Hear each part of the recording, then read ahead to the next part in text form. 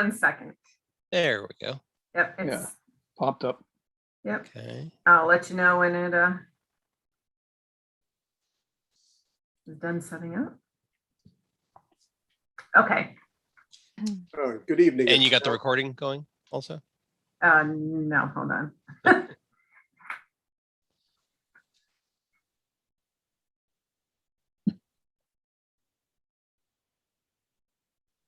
No, I think we might have lost Denise.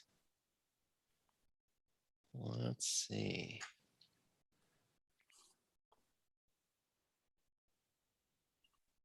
Okay, so I am going to, yeah, I think we did lose Denise. I'm going to start the recording.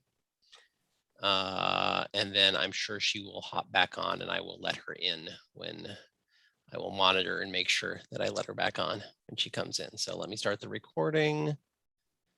Looks like we lost Cynthia. Oh, did we lose Cynthia too? Oh, we did.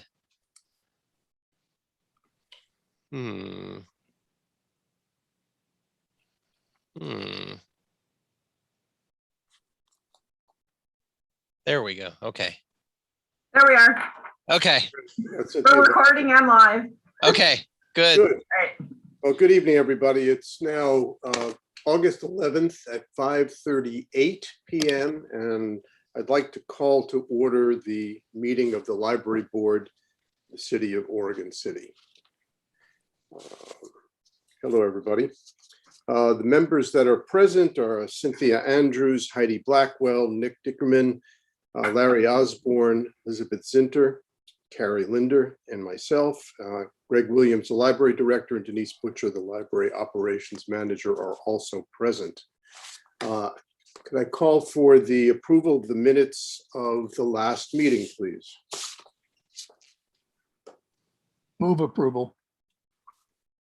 I'll second. This is Cindy. Good, has been moved and approved. The meeting of July 14th. Any corrections or additions? Okay, then all in favor, aye, please. Aye. Aye. And any Aye. opposition? Hearing none, the approval of the minutes is done. The Library Director's report. Okay. Thank you, Chair Goldberg. Good evening, Library Board members. I will keep my presentation brief because I know we've got a packed agenda tonight, so I'll just hit some highlights. First of all, I need to say this publicly. I want to thank all the members of the Library Board for their amazingly wonderful, thoughtful gift that you sent us. The treats were delicious, but even more heartwarming and wonderful was the card and the sentiments expressed in it. So the staff really appreciated. Oh, yep. Right. Let me explain. I don't think the rest of the board sort of knew this. This was a oh, okay. This was a moment of inspiration that I had.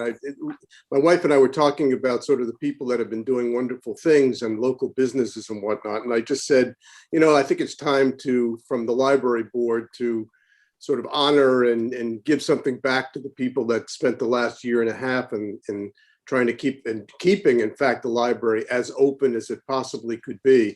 So I went to a local merchant, a bakery down on Main Street called Sweet Masterpiece, and asked them to put together some sweets for the staff. And I did it on our behalf and just thanked them for the year. So I'm sorry to sort of have that surprise. It was kind of impulsive and I apologize if I exceeded my bounds, but I know everybody has supported the staff from remarks made in previous meetings. And so that's what that's about. So you can. Well, thank you, David. Thank you, everyone, and thank you. It meant a lot to the staff, not only for our stomachs but for our hearts as well. So thank you. Okay, well, you're welcome. All right. Oh, it's going to be one of those technology days, isn't it? Yes. Okay. So director's report, I will hit the highlights, and as usual, if there are any questions or any additional elaboration folks would like, please let me know. You have the monthly stats there. I did pull out just a few highlights. With the return to full operating hours on July 6th, we anticipated an increase in usage and visitation, and that came to pass. So I just put a couple of stats just to show how we've been coming back. Our circulations are up, internet usage is way up, patrons coming into the building is up. What we expected. Comparing it to pre-pandemic, we're averaging about during the week 350 to 400 people a day, which it's around 2/3 of what we would see on a heavy day back pre-pandemic. So we are getting some anecdotal reports that some people do come to the building, they see the mask sign outside, and they elect not to come into the library while there's a mask edict in place. So we'll deal with that. But again, everything has gone pretty smoothly since we opened back up. And it's just great to see people in the library again. Great to kind of start to feel a little normal again. The monthly stats I wanted to point out, we realized that one of the programs that we've been doing during the pandemic, and we intend to keep doing it because it's been very successful, are our creative kits programs. And I realized that I have not been including those in our statistics. So I will modify these statistics going forward to include that. But I just wanted to give you an example. For the month of July, our staff put together and offered 255 kits. Those are distributed between teens, adults, kids, and our BAM group, our disability community. And of those 255 that we put together, 247 were claimed. So people said they wanted them and they came and picked them up. So 97%. So it's a great, it's a very successful program.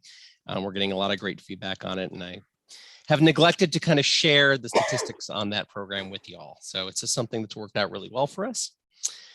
Operations, this next one is already out of date after a week. So on August 2nd, the city did implement a citywide mask requirement for all visitors to city facilities.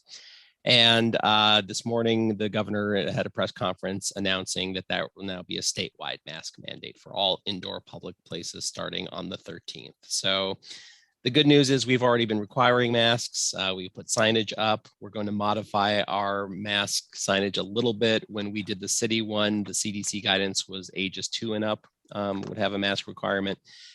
Based on the state guidance that came out today, it looks like it's going to be ages 5 and up. So we'll consult with the city and see, what they want to continue doing. But, it's not anything that any of us want to do, but we are very supportive. We want to do everything we can to keep our staff and especially our community and our visitors safe when they come into the library. So I wanted to give everybody an update. We had talked in a previous couple of meetings about the Arpa Grant that we applied for. And so there's good news. We're being very positive about it. So I think I mentioned last time that the state had about $1.5 million to $2 million to give out. They got applications for about $7 million. We hoped to get a little more than we did, but I believe there was only one other Clackamas County library who was successful in getting any Arpa grant money. So we were one of 2 that I know of that got some money, which was great. And our project to develop a high-low collection was approved. So a high-low collection is materials that have high information or interest content, but are geared towards those with lower reading ability. And we intend these to really serve our disability community and also those whose reading skills, adult readers whose reading skills, may need some development. So these are going to be materials that will help those patrons. And we were really grateful to get the money from the state. I want to thank Oz again for all his help in putting together that grant request and helping us be successful in getting some money. So How much, Ready Greg? for another one. sorry, what'd you say, David?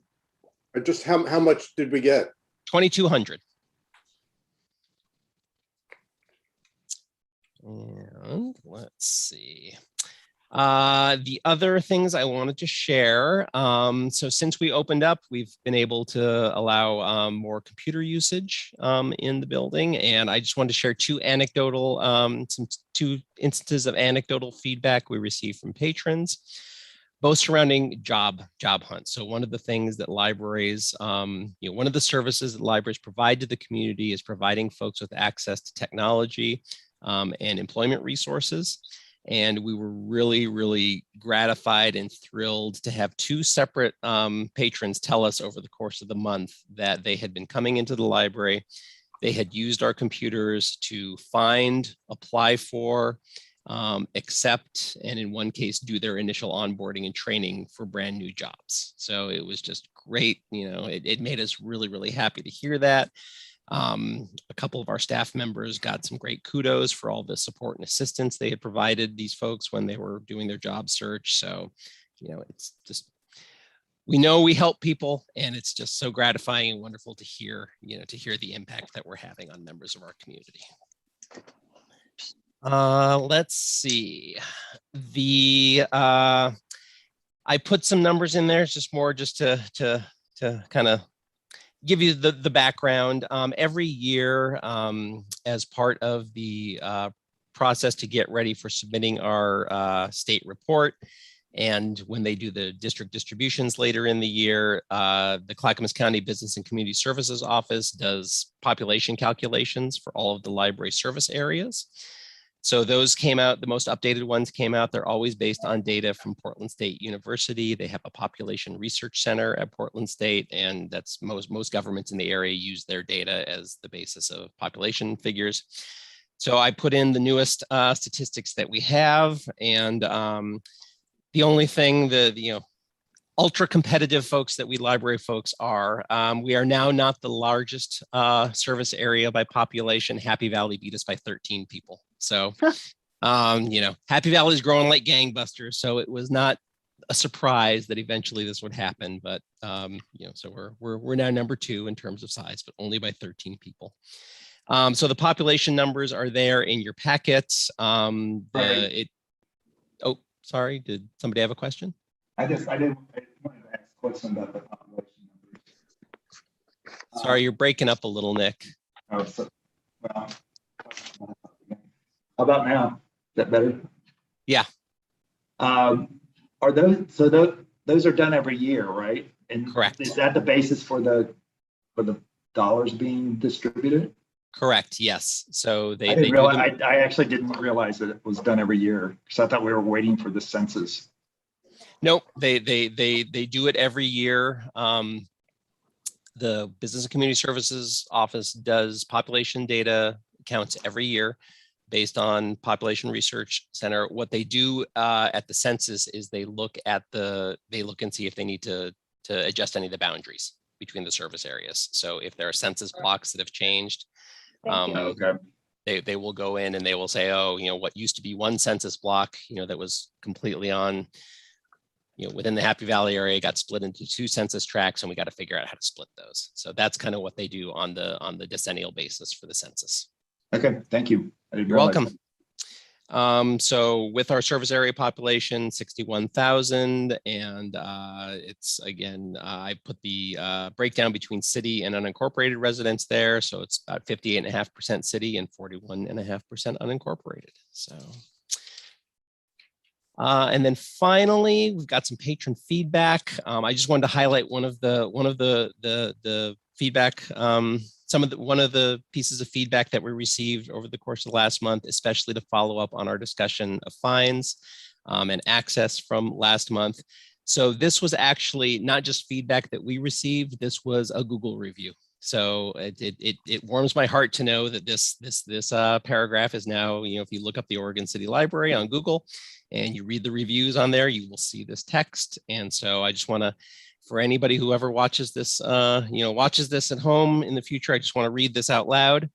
I went into this library with my 2 boys, feeling embarrassed of fines and lost items that had occurred over the last few years. I walked up to the desk and Katrina was so kind.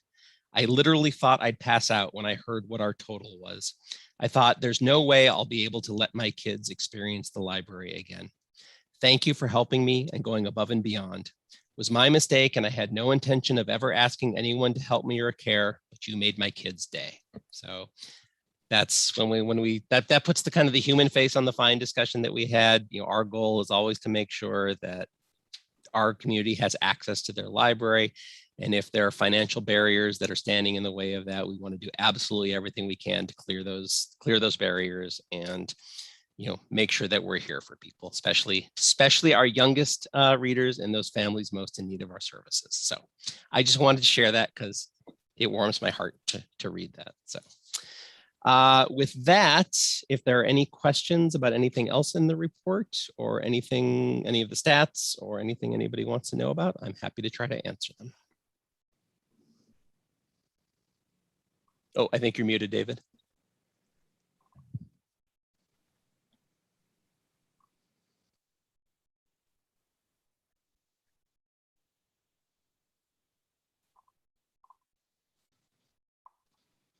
Sorry, the button seemed to have vanished. I think there's a bug in technology today. No, I think that was a great report. I noticed that you'll find a copy of the budget with the first month's budget report. And if anybody has questions about that, this would be the time as well, or we can sort of do it at a future meeting, but you'll see that report in your packet. Any questions, any concerns? Great, let's go to the discussion items then. And the first one is revision to the bylaws, the library board bylaws. Greg? Okay, all right, thank you, David. All right, let me get to the right spot in here. So the first item that we've got on here, I'm not asking for approval today. I want to submit this to you and make sure that we're on the right track with what we're trying to do with the bylaws, to make sure that everybody understands the goal, and to take your feedback and craft any additional amendments that we need to make so we can bring it back to you for approval at a future meeting. I've talked a little bit, I think, in this group, when we had our discussion about outreach and some of the things that we wanted to do with outreach, I believe one of the things that I mentioned was something I wanted to do was to create a stronger tie. Let's see, I think we got some feedback.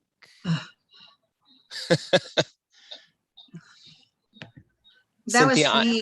Yep, I'm going to mute you. I think you're in there twice, it looks like. So I'm going to mute one of those just to see if, okay, it looks like you got it. My internet just came back online. Sorry about that. Okay, no worries.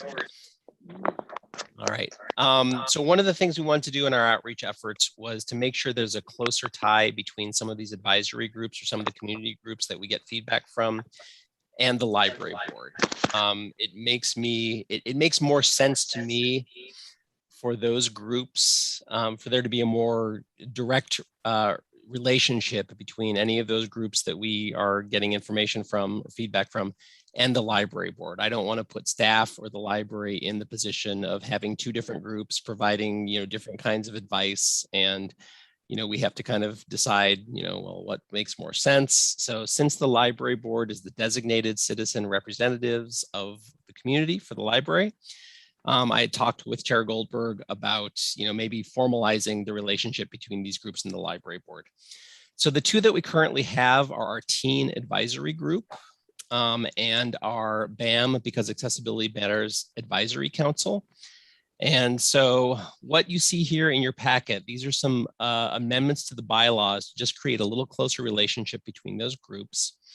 And to summarize, the way it's kind of envisioned working is that, these would be considered official committees of the library board. The chair of the library, the way I've written it, the chair of the library board with the approval of the full board can create these committees. We say that, committees can consist of library board members, they can consist of library staff, library users, and or the general public, which would encompass kind of our BAM advisory council and the teen advisory group. I've put in there that if it's a committee specifically consisting of library board members, if you ever wanted to do a budget subcommittee or something like that, that those appointments would be made solely by the chair because it would be a board committee. However, for some of the groups that we go out and, we kind of recruit teen members or we recruit people to participate in BAM, I've put in the bylaws that that would be a recruitment and appointment that the library director or staff would take care of. We would also appoint a board liaison to each one of those groups, and that board liaison would provide us advice while recruiting for these groups, while we're working with them. that board liaison would kind of keep tabs on what the group is doing. They would report back to the full library board periodically about what's going on. And then those committees would, at least annually come and just deliver a short report to the library board so that you all know what they're doing, what their concerns are, what their priorities are.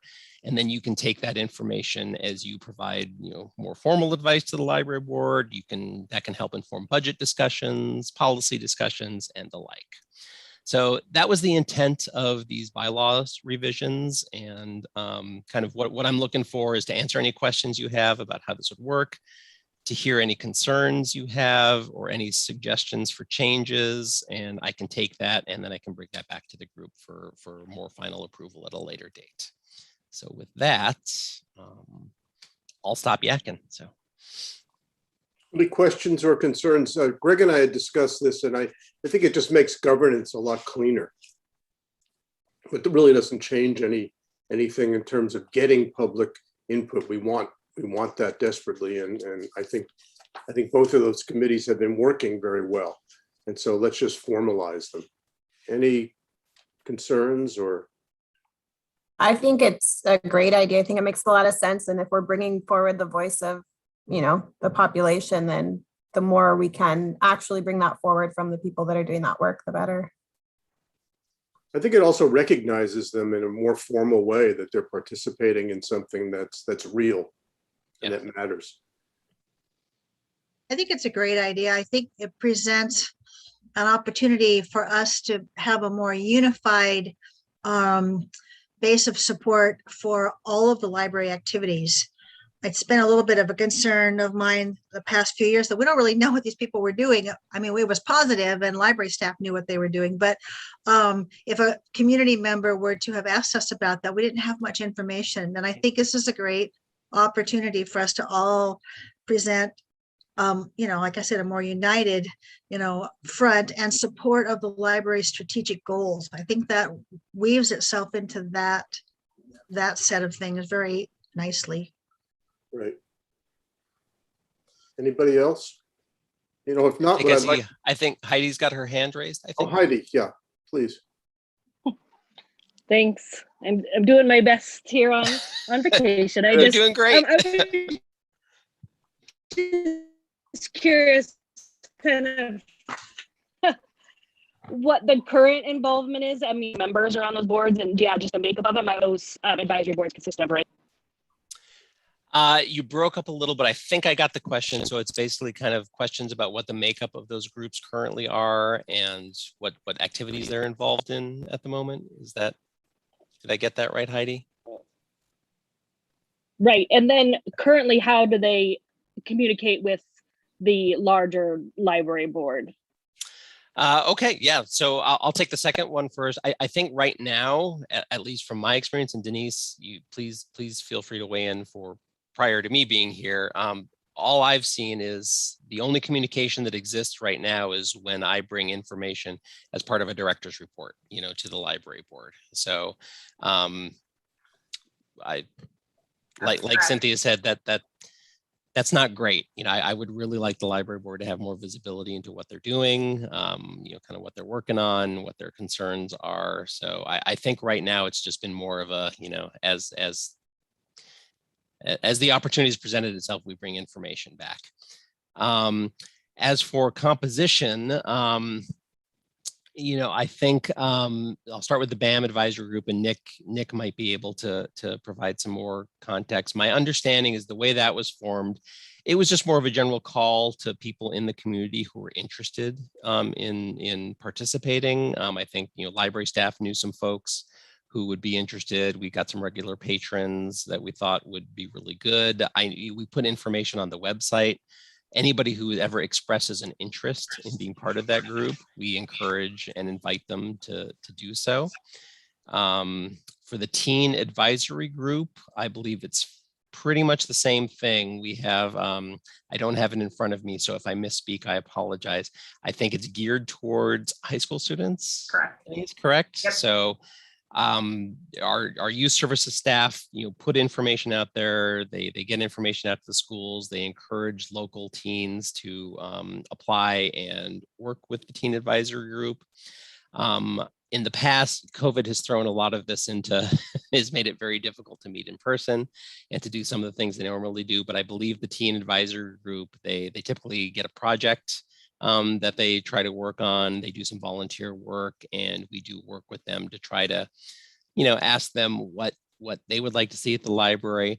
One of the things that I really want to work on, which I've talked to you about before, and I think it came up in our community survey, is really doing more of getting feedback from teens and trying to craft some more services and programs to meet their needs. So I anticipate this group will really be valuable in helping us do that. So hopefully that answered your question, Heidi, or everybody else's questions. I have just a question. Has this proposal been discussed with those two groups? No, it has not been discussed with those two groups yet. I have discussed it with staff, with our library staff liaisons to those groups, and they think will be absolutely fine. They anticipate that, like you, the groups would really appreciate having a more formal, being constituted on a little more formal basis, and having that ability and that regular opportunity to let the library board and the community know what they're up to. So we'll definitely talk about it with them, but they're not anticipating any problem with it at all. All right, thank you. Yep. Greg, I suggest then that you just run it by the city attorney if you haven't done so, just to get the bylaw language exactly right, and then bring it back to the board for approval. Okay. Yeah. I just wanted to make just a quick input. First of all, I am on the BAM committee board, whatever, advisory board, whatever we're calling it. And that's mainly because I was very interested. I was hopeful to get involved with them, and they've done some really great work. And some of what they've done is really around recognizing folks with disabilities and how they can be accommodated within the library. But I think the work that's been done actually could be applied across the whole city because they can come up with some guidelines for meetings and other events and things like that that would make for better accommodations. So I think that committee, I'm very proud of them. What can I say? But the other thing I wanted to just clarify, these will be called committees, correct? Not boards. They won't be. There'll be an advisory committee. Is that correct? Yes. And I can talk with the city recorder more. We talked. We didn't get into the details of what exactly they'd be named, but yes, we would not call them a board. They would. I would prefer to have the name committee in there somewhere. Quite honestly, some of the word advisory also, without that formal relationship between the library board and these groups, the word advisory just causes me a little angst, because again, you've got two different groups officially providing advisory direction to the library staff, and that puts us in a kind of a strange position. So, I think personally, I think they could be just called committees, but yeah. Great. Yeah, I think that would be great. Okay, great. Thank you. And I hope we wouldn't have to twist. Well, sorry, I was infringing on the chair's authority to appoint liaisons, but I know there's at least one with Nick's involvement with BAM. Right. Might be interested. So, okay. I don't feel infringed upon. Good. So the next, Just in looking at the Exhibit A about the bylaws, and we've given the library board chair additional responsibilities, and does that mean that we need to update the job description of the board chair? just the compensation. Yes. We'll double it, David. So, All right. and so, we certainly can't. Basically, what I did was in the bylaws themselves, in that paragraph 3, that's kind of where it outlines what the chair is responsible for. So I did take out, there's that one line that said identification of subcommittees. And since we're expanding on that's what I took out. If there was, if you had feedback on other things you might like to see as part of the chair's responsibilities, that would be a bylaw amendment. We would, craft I it. just, and- I just didn't know if there was another someplace in the bylaws. I don't have them in front of me, the whole thing that describes the role of the chair. And if it does, we probably need to look at that, but I don't know if it exists or not. So, As far as I am aware, the only description of the responsibilities of the chair are in that paragraph 3. okay, that's great. Thank you. Great. Okay, next discussion item is the use of the conference room and some revision to the conference room use. Okay. And this is a little bit detailed. And, you know, one of the things, before I hand it off to Greg, one of the things that is interesting is that what happens if a group that has just incredibly radical ideas wants to use the room to organize? I mean, when I read this, it says that's fine. I mean, they basically are in the community as long as they behave. That's the policy. Okay. That is the current policy. And while I am not an attorney, I would say that all my training and everything I've ever read, it's very problematic when you try to take a public Right. a public resource that's been designated as basically a limited public forum and try to apply content filters to who can use that. I agree. I mean, what I was thinking is that, you know, an anti-vaxxer group wants to organize and use the room, and I guess they can, and that's the reality. Yep. I would say for this policy and this, yes, they would. Now, if they wanted to have like a program and use the community room and do a recruitment drive, that would be a different animal. That would be a different circumstance. Right. But if they had a group of 14 or fewer people and they needed a meeting space in the community to sit down and make plans, yeah, that would be an appropriate use of the room under the policy. So I think I'd Okay. point out that also is the position of the American Library Association. Association. Yeah. Good. I thought so. And boy, this is one of those great philosophical discussions we could spend like hours on. It can be really difficult because you do get you have competing values of neutrality and welcoming all points of view with groups that espouse hate speech and things like that. And there have been libraries around the country who have found themselves really in the middle of that. They have Proud Boys wanting to reserve a meeting room at a library, and it can be really tough. So, Well, do you want to give us the highlights of this? Sure. Yes, I'll give you the highlights. So, let me first briefly, the impetus behind this is, as we've talked about in previous meetings, post-pandemic, in order to make staff safer, provide a safer work environment for staff, and to do a better job of serving our teen patrons, we have taken that small meeting room that we used to have, and that's become a staff office for our teen specialist. So now we're down to the conference room as kind of our reservable space within the library.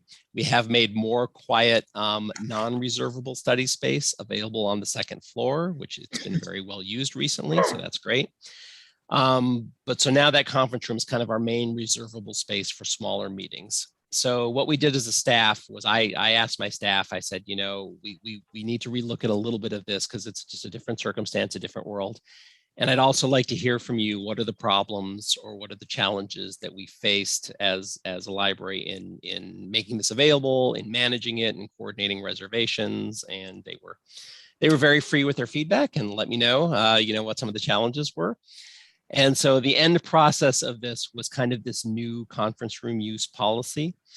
I would say the biggest changes in there are the reservation procedure. We now have an online tool that when we're ready to start reserving, making the room available for reservations, we can make sure we can allow people to do a self-reservation. If they don't want to, they don't have to call, they don't have to get a hold of us. It'll just be available on the website. They can pick the time that's available.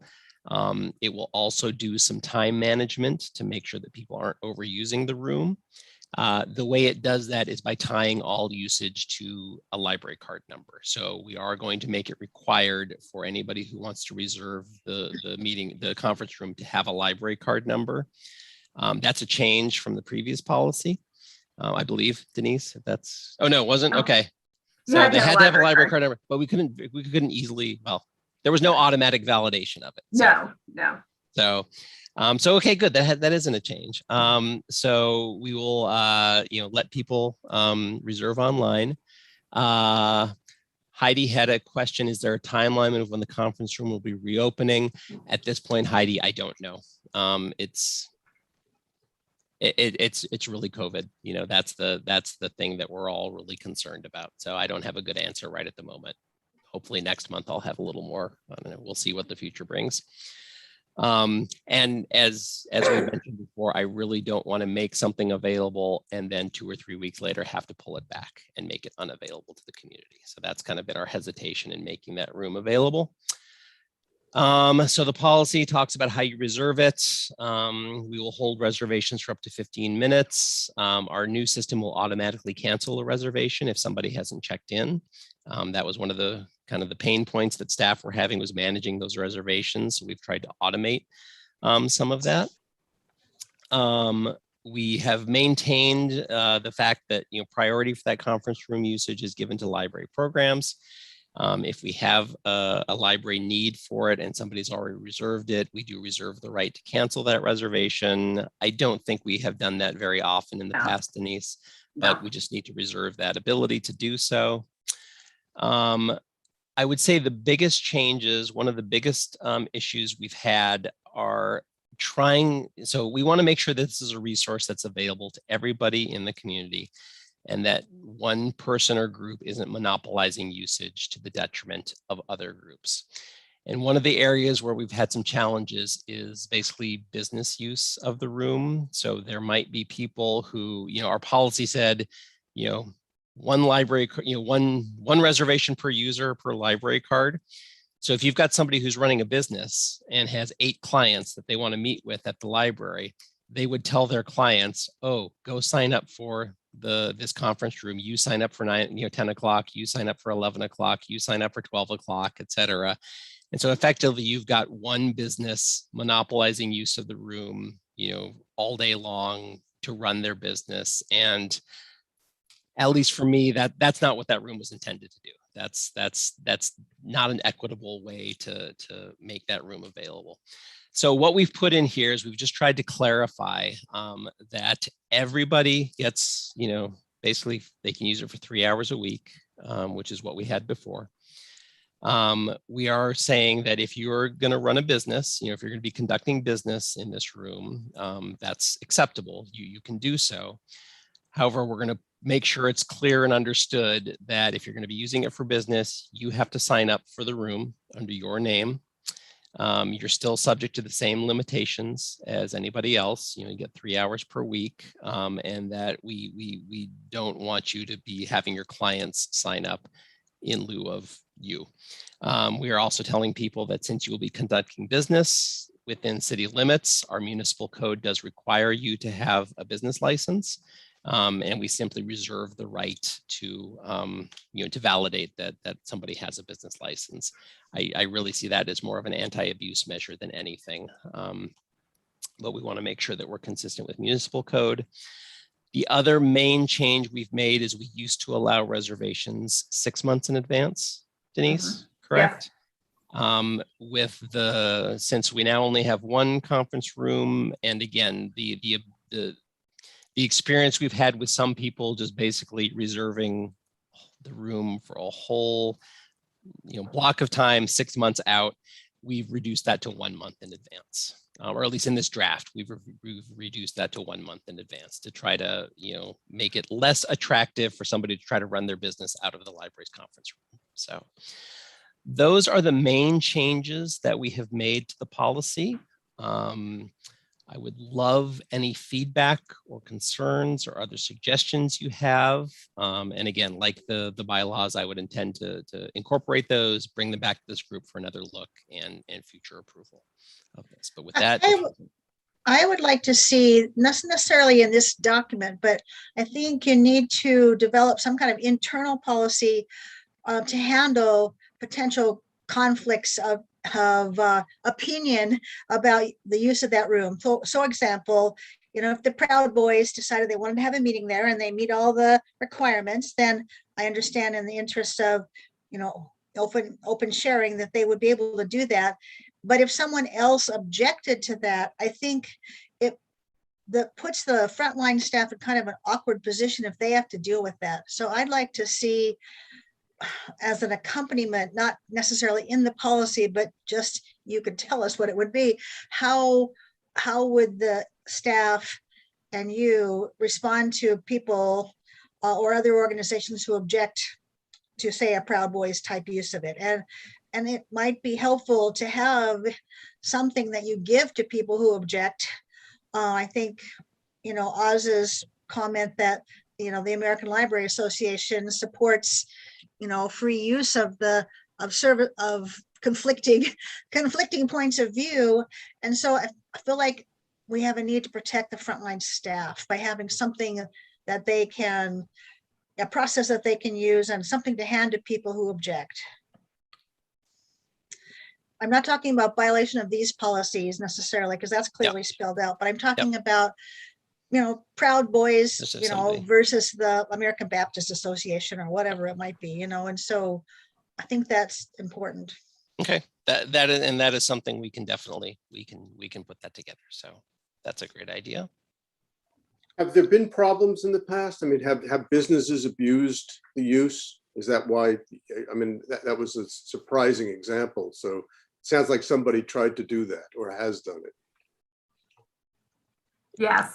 Yes, we don't want to single out any, No, I don't know any single businesses. I would say, yeah, I think this is fine to say. It's a difficult thing. I think one of the main, tutors. One of the main uses that we see of booking those rooms are tutors. So you've got somebody who's running a tutoring business and tells their clients, we'll meet at the library. So you've got somebody engaged in a business activity using a public resource, to conduct their business and making it unavailable, using it more than might seem to be equitable and fair to others. So that's one of the use cases. Not that we're against tutoring, that's one of those things, we want people to enrich themselves and to learn and the like, but it's, as with everything, it's a limited public resource, and we think our higher priority is to make sure that it's available to as many people as possible on a more fair basis. So,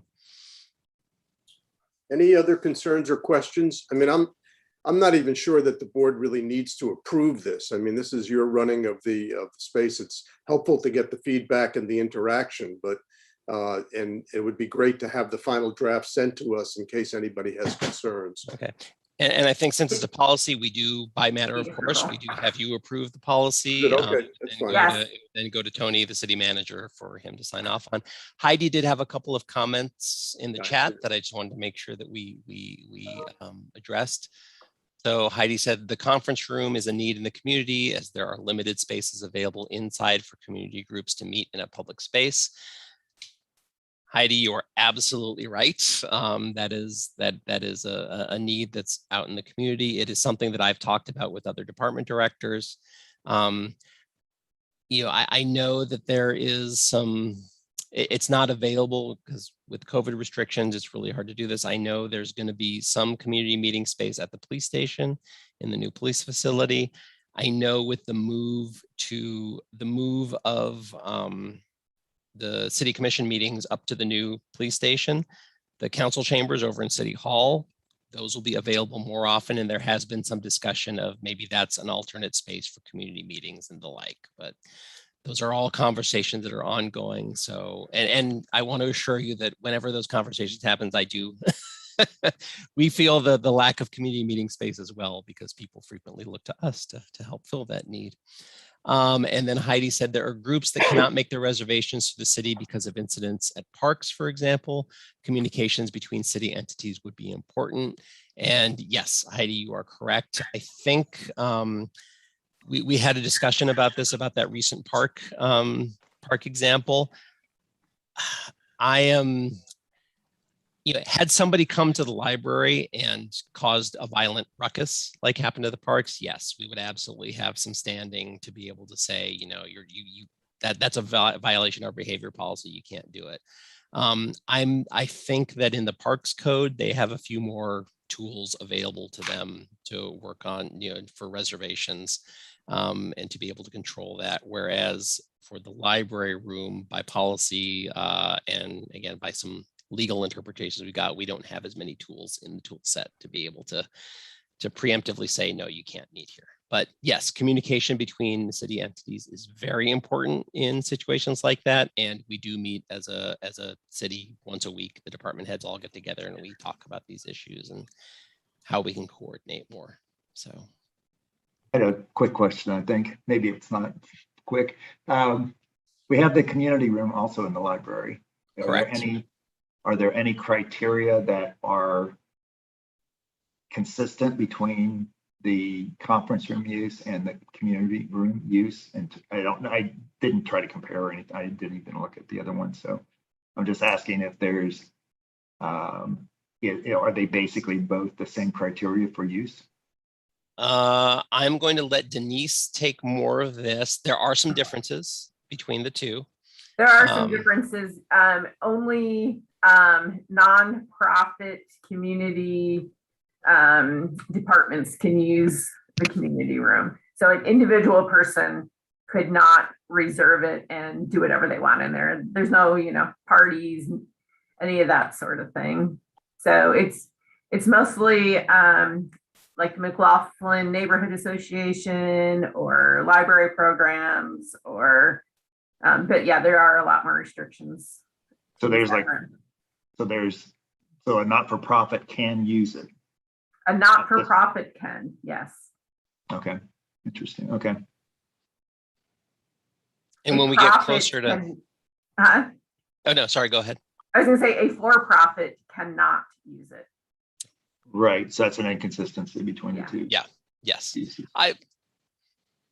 Yes, a deliberate inconsistency, I think, because I think there's recognition. The way I look at for the conference room, we talked about this when we were talking about business usage. So part of the purpose of a business license, of paying for a business license, I mean, it says in the municipal code is that, businesses generate extra demand on city services. And so that business license is intended to funnel some more money through the general fund to the city to provide these services. And we do get some general fund support. So, it seems the right thing to do to be able to say, hey, you're a business, you're a member of the community. Yes, we want to support you. We want you to have access to these resources, but just kind of on the same basis as everybody else, so. Thank that you. was our thinking. Yep. Any other questions, concerns? All right, well, why don't we bring that back then again, and we'll look at the policy for approval at a subsequent board meeting. Right. Okay, the next discussion item is the strategic plan revisions, part one, the creating young readers. Before we do this, we had talked about having a special work session of the board to go through the myriad suggested changes in the strategic plan that Greg and staff are coming up with. And I've seen them. They're really very thoughtful. And I think that it really requires us to spend a little bit of time.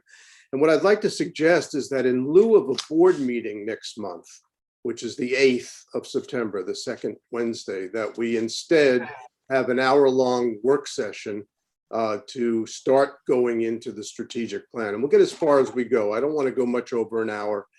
That's the amount of time that we're credited. We need to have 9 public meetings a year. And so we've got some, and I presume, is a work session a public meeting? Is it recorded? I believe my guess would be no. In the bylaws, it says regular, it specifically says regular meeting. Yeah, that's fine. And Yep. so we'll have our 9 meetings, but it gives us some room to have work sessions and not burden everybody with the need for extra meeting time. So if there's no objections, I'd like to suggest that our next meeting be a work session on the strategic plan. And we'll get stuff out to people beforehand so that we're prepared to address the issues that'll be on the table. Any concerns about that? Okay. Greg, you want to lead us through? I want to be very aware that it's now about 25 after, and I want to respect people's time. Okay. And So I will set up our work session for next week. So the goal of having this discussion about the strategic plan is twofold. We have an adopted strategic plan. The two concerns, that when we think about this, the things that come to my mind are this is a very different world than it was 2 years ago. There's been a lot that's happened. And so I think just in general, it would be good to take a look at those strategic plan initiatives and success measures and kind of evaluate, do those still make sense? I will say the other challenge that I've had, a lot of this grew out of my desire to be able to create a dashboard and a periodic report so that I could demonstrate to the library board and to the community, here's the goals that we set out. Here's how we said we were going to measure our success or our outcomes. And here's the data, here's how we can do it. And so I started to go through the strategic plan and try to map out how I could visually represent that or how I could use data to do it. And it was really challenging. And so I kind of went through the plan, and some of the things that struck me is there's a lot of great intent in there. Some of the things I don't lend themselves greatly to being reported on a periodic basis. Some of the things in there, my conception, and we can talk about this at the work session, but my general conception of a strategic plan is you put the really important stuff in there. I had a consultant once who said, the things you put in a strategic plan, if you don't do them, they're going to eat your lunch. Those are the things that belong in a strategic plan. And if you're putting in things that you just kind of do on a regular basis, on a routine basis, your just daily work, that may not rise to the level of being part of a strategic plan. That belongs in some other document. So those were kind of the thoughts that kind of brought me to the point of having some conversations with David about maybe it's time to take a look at this. Maybe we can go through this, kind of reevaluate, do these still make sense post-COVID? Is there a better way to phrase these? And are there some that maybe we don't necessarily need to have included in the strategic plan because we report them on in a different way, or they're just kind of routine work and we can focus on more of the higher level things, the things that are really important to the community and the things we really want to achieve over the next 5 years. So that would be kind of, at least in my mind, the framework of the discussion. And I wanted to, at the very least for this meeting, verify that that seemed like a good approach, or if anybody had other thoughts or concerns about that, I wanted to hear them before we started down this path. Neither Greg nor I were with you when you developed the strategic plan, and so we want to respect that process. These things are never easy to do. I mean, I spent probably the better part of my career doing strategic plans for Mayo Clinic-sized medical organizations, and so I know the kind of resources and attention that it takes. And we don't want to show any disrespect to the process that you went through a couple of years ago. But I think Greg's view of this is one that I share. I've done a lot of strategic plan work in my career as well. And I wasn't part of the building of the strategic plan that exists, and I certainly respect and honor that work. But as I came onto the board and looked at some of that, it didn't feel like it really rose to the level of strategic plan, but more should be an operational manual of some kind. And I think it's helpful to sort out what's really a strategic plan and what is guiding operations. And they're both equally important, and goals for each are very important, but I think they serve different purposes. Good point. Yeah, I brought up that point at one of the very early sessions on the strategic plan and was roundly shot down. So I'm glad that this is eventuating now. Well, I really appreciate the fact that we're looking at the strategic plan as a living document that can be flexible in the face of a changing external and internal environment.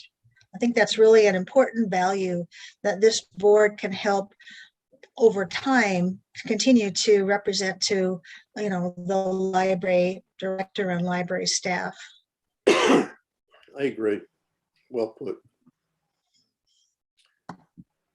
So it's now 6:30. I'd like to, since we are going to do this in a series of work sessions, I think we've got consensus on the process, and I think we'll get things prepared for the next board meeting that will be a work session instead. And like to just ask quickly, any communication that you think the board needs to hear?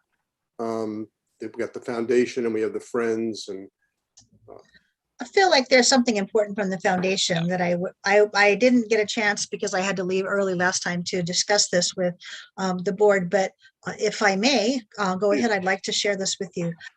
I need you to know, we need you to know from the Library Foundation that the foundation has made the decision to sunset the Dolly Parton Imagination Library project. And it feels like, oh no, but it's actually a really good thing. Over the months, the project has been extremely successful, and our success has outpaced our ability to fund it in the future, given the uncertainty of the COVID environment and fundraising activities. Okay, and as we have, delved into Dolly Parton Imagination Library project, we began to ask ourselves, as a foundation, is this the only thing that we want to do? Because as it stands now, it's the only thing we can afford to do. And is it the best way that we can support the library's strategic plan, especially developing young readers? We simply cannot afford it going into the future. And we also think that as we look at, the flexible or living approach to the library strategic plan, can we better help that strategic plan? So we had a wonderful opportunity from Barrett, from the library staff, to hear the basic outline of a new project that we will begin to support, and it's called 1,000 Books Before Kindergarten. And it has the advantage of using technology and approaches that the library already owns. And that is really important in terms of figuring out how we're going to support developing young readers on the resources that we can realistically support and fund. And so we're very excited about this 1,000 Books Before Kindergarten. And Barrett is going to make a presentation at our next foundation meeting to talk to us more about the nuts and bolts of how it works. We have canceled our August meeting. It's the month of vacation, so people are trying to get those in before COVID closes us down, from travel again. So I'll have more details about 1,000 Books at our next meeting. So immediately we've taken some steps to help us meet this new opportunity. One, we have stopped any new registrations into the Dolly Parton Imagination Library project. And we have put information on the website, and the library website, telling people about that. And we will continue to support those children that are already enrolled in the project. As you know from our previous discussions, kids sunset out of the Dolly Parton when they're 5. Okay, and so we pretty much know now how many 5-year-old or going to be 5s at some year are in the project, and we're going to continue to support those kids that are currently enrolled. So if a parent has a 2-year-old or a 3-year-old currently enrolled in the project, we're going to continue funding that, and funding those kids until they turn 5. So it won't be an abrupt ending to parents and children of this project. While we're doing that, then we will get on board from a marketing perspective, from a staffing perspective, from a PR perspective about this 1,000 Books Before Kindergarten project. Okay, so we're in the process of taking care of the nuts and bolts now with Dolly Parton Foundation, and beefing up our website and information about that. And we're really looking forward to hearing about the details of the 1,000 Books Before Kindergarten and how that will help us better support library staff as they meet the needs of young readers, and how it will help us and give us a better opportunity to support parents. And those are two things that we think are strengths of this new project. It articulates better with existing library processes, technology, and staffing. And it also gives us an opportunity to better engage parents and support them. Great. So Denise or Greg, you've heard all about this. If I've left out anything important in this rapid fire synopsis, please feel free to chime in. You did an amazing job. I have nothing to add. Well, I look forward to getting the details of the program. It sounds exciting. And I think it really is, and Barrett is really excited about it.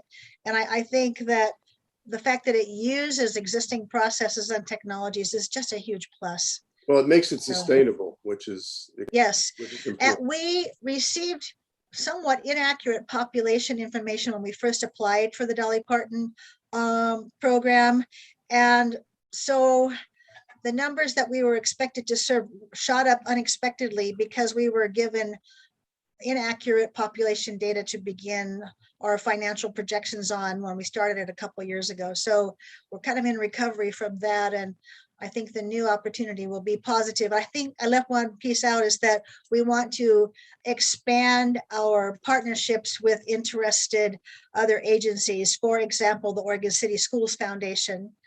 They just came in to the foundation to be a partner in the Dolly Parton Imagination Library, and they were kind of disappointed when we had to transition to something else, but we're going to be able to involve them, and we hope to involve others. Okay, great. Any other announcements before we adjourn? Well, I think probably there was one thing that came up at the Friends meeting that Good. ought to be brought to the board, simply because I think that the board should be aware of those things that the board does to directly support the library. Absolutely. And I just want to point out that they voted at today's meeting to supply $3 coupons to the members of the library's Elevated Reader Book Club, which is about 15 to 20 people, which is, you know, not a lot of money, but shows the continuing support that they have for us.